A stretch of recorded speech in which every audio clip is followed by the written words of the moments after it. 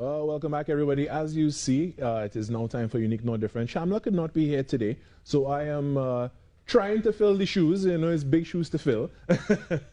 So we're going to be chatting with two guests this morning. Well, one is a child rights ambassador, and the other is the interpreter, so that we can discuss, you know, that person's life and their resiliency in this time and being a child rights ambassador with hearing impairment. So my two guests will be with us very shortly, but I just want to tell Shamla good morning, and I hope I do it justice, and I hope that you are here with us from next week. Now I want to welcome my two guests.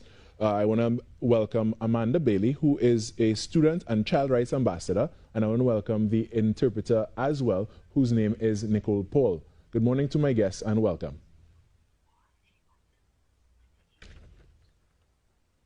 All right. Nicole, are you hearing me clearly? Yes, I'm hearing you. Thank you, Carrie. Okay, wonderful. Just making sure. All right. So first off, I want to ask Amanda, how would you describe yourself, Mandy? Well, her name is Mandy, right? Mm-hmm. Mandy.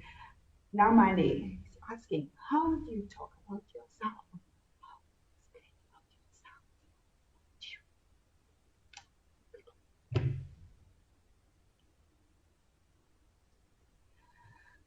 Right, about myself, I describe myself as a really driven individual. I try to achieve my goals.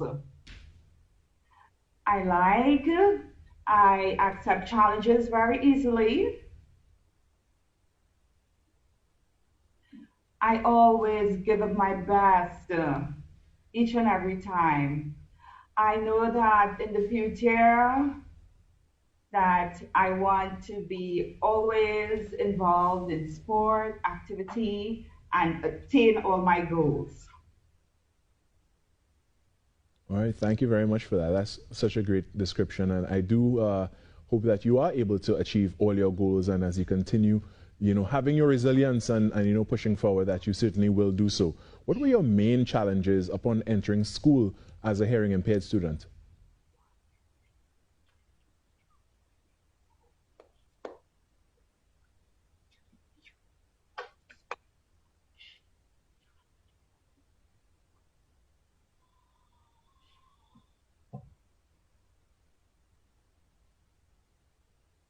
I have always been a pretty nice and friendly person, and I have lots of hearing friends.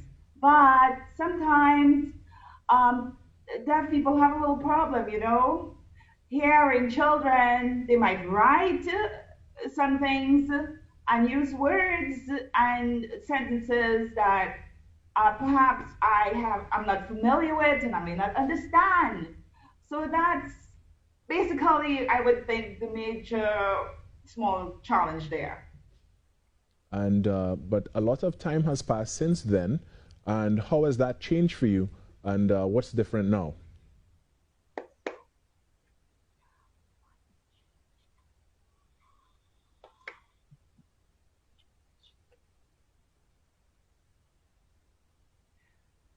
Now, some children have learned to sign, they've learned sign language. In fact, I have taught them. Really? I'm involved in netball competitions, and girls from my class, they do welcome me to be involved in all those netball competitions and stuff like that. And one girl in particular, she interprets for me at school. You know, that was then, and you know, what is it like communicating with your peers? Well, initially, and you know, were they curious, or were they reluctant to communicate? Is it because of, you know, they would have seen a difficulty communicating with you, and how has that changed over time?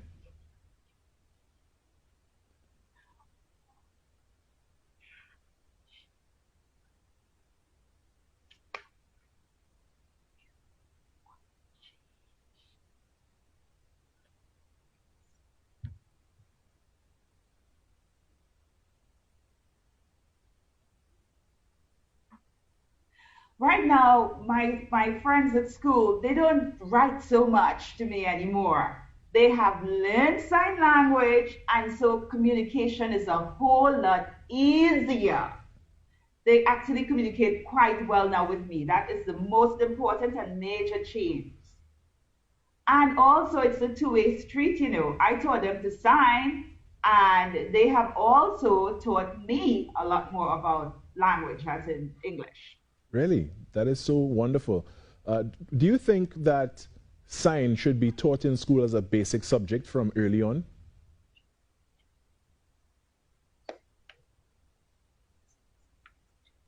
Oh, she answered before I even finished. She said, yes, you need to teach sign language in school.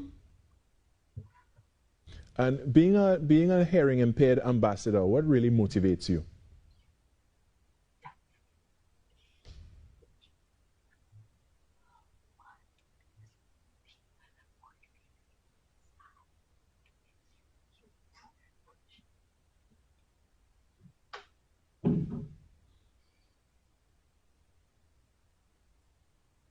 I see children. I want to help. I want to help different groups of children. I've seen children who have very difficult struggles in their life, children who have fights, who perhaps only have nothing but struggle all the time. All the child ambassadors, when we meet together, we have discussions and we encourage each other to have better ideas, and we really work together. We support children's rights because, and I personally love to support them.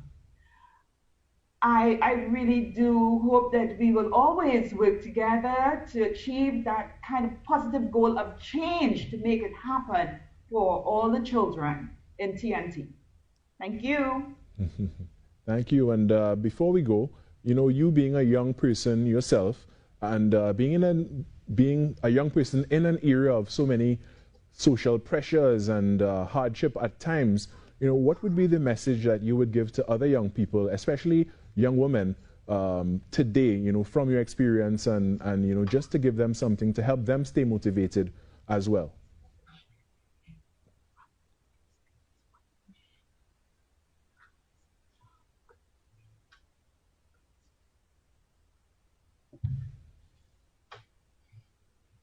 I would certainly tell them it's important to continue to be positive and to believe in yourself.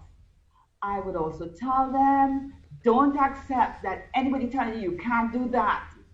You must always believe, you must always be positive, have a positive mind, plan what are the things you wish to achieve, and follow your dreams. You must also be disciplined, pay attention, and work hard.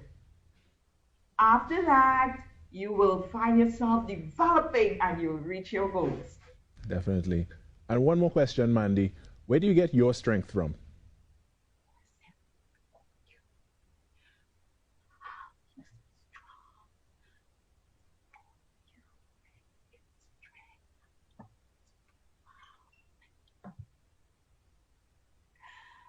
I always pray. My support is from God.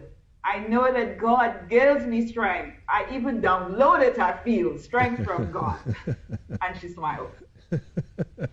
And my father, he always supports me. He tries to make sure that I'm happy, that I continue.